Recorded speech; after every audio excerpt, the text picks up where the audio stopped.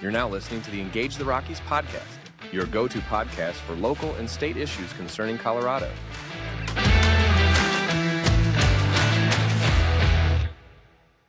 Hello, Colorado. This is the Engage the Rockies podcast week in review for the week of May 13th to 17th, where we bring you the top stories from around the state and local in 10 minutes or less.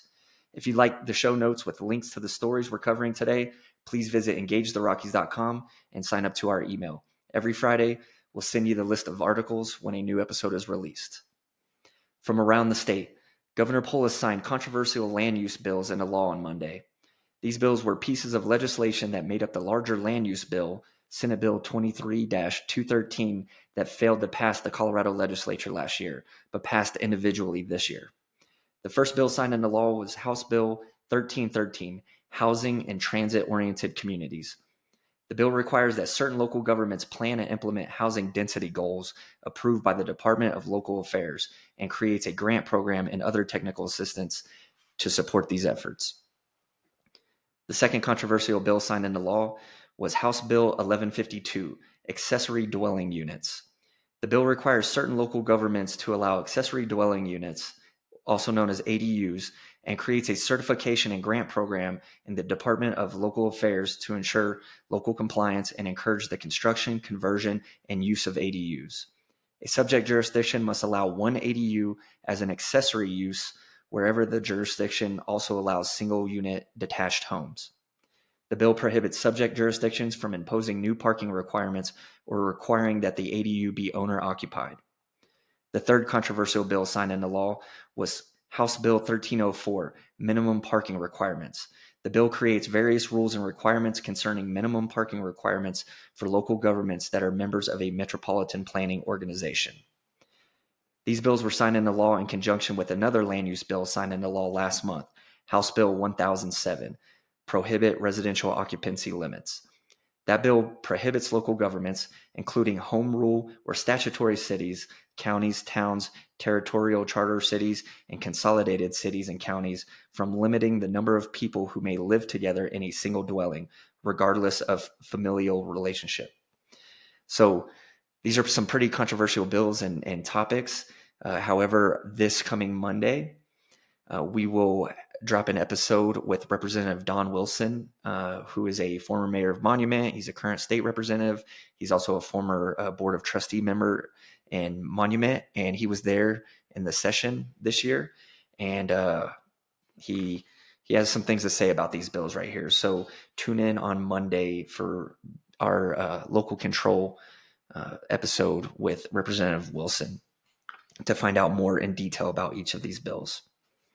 Moving on, each year, U.S. News and World Report releases a report ranking each state on several factors.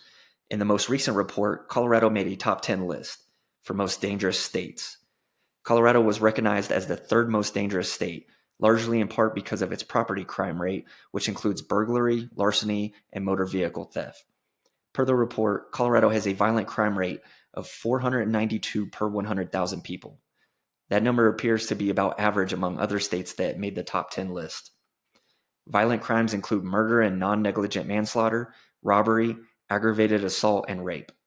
However, Colorado has the second highest property crime rate in the whole country, with 3,148 cases per 100,000 people.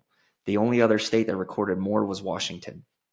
These numbers were provided by the FBI and applied to the year 2022, the most recent published crime statistics. Moving on, gas prices will most likely be climbing between 50 cents to $1 for many Coloradans in the coming months.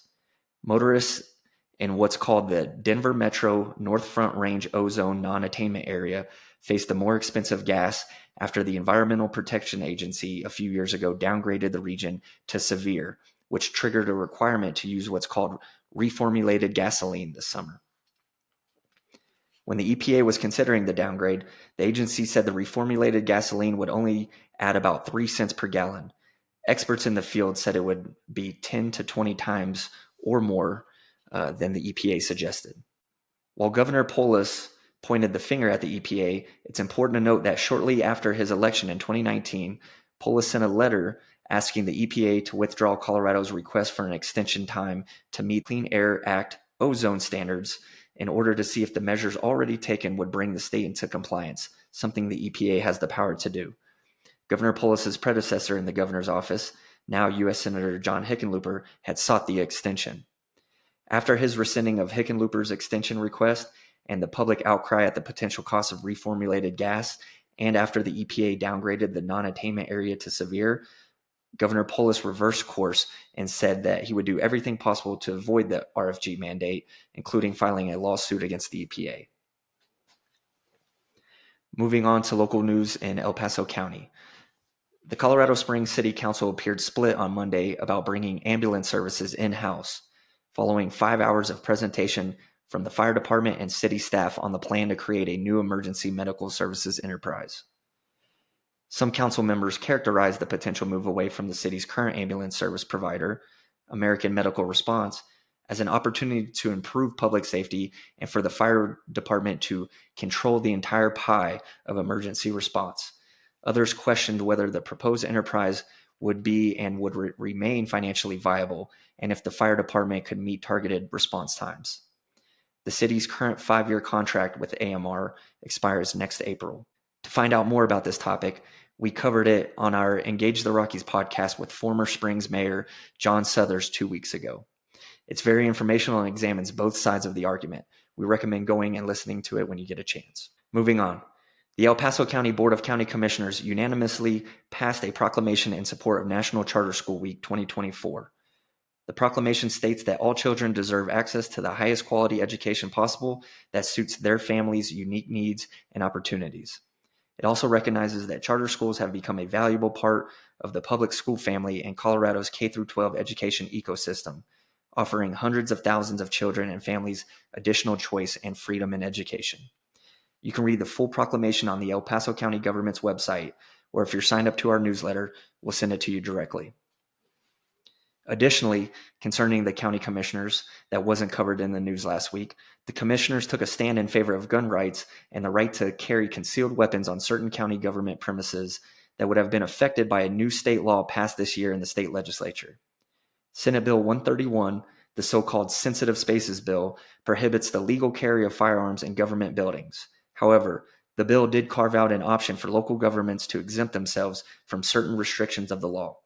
In anticipation of the governor signing Senate Bill 131, the El Paso County Commissioners took the proactive step of exempting El Paso County government facilities from those restrictions via resolution. You can also find out more about this resolution on the county government website, or simply sign up to our newsletter and we'll send it to you.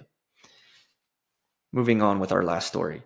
There's been a rash of break-ins and burglaries at local Colorado Springs nonprofits. In the past few months, the employees of 3 Colorado Springs nonprofits have walked in on the aftermath of burglaries at their offices and headquarters. While the unsolved thefts have not been confirmed to be linked by police, some of the victims are urging caution for other organizations that might be vulnerable. The recent burglary at Silver Key Senior Services on May 1st was preceded by a break-in at Pikes Peak Hospice and Palliative Care in February, and followed by another at Junior Achievement of Southern Colorado on May 6th. Pikes Peak Hospice President Dawn Darvalix said that mainly electronics, like computers and projectors, were stolen, along with a variety of things in the offices. She said that the break-in caused minimal damage and that the organization, funded through a separate nonprofit foundation, was still going through insurance claims. Darvalix said the police really just didn't find anything during a subsequent investigation. While Pikes Peak Hospice has security footage, she said none of it showed the burglary. The estimates for the burglaries in total are in the tens of thousands of dollars in damage and stolen goods. Those are your top stories for the week of May 13th through May 17th. Please tune in each Friday for your week in review from Engage the Rockies. Please continue to like, share, and subscribe for more great content. If you'd like the full articles from the stories we read today, sign up to our email list at engagetherockies.com and we'll send you our show notes each week. Thank you. Thank you for listening to the Engage the Rockies podcast, your go-to podcast for local and state issues concerning Colorado.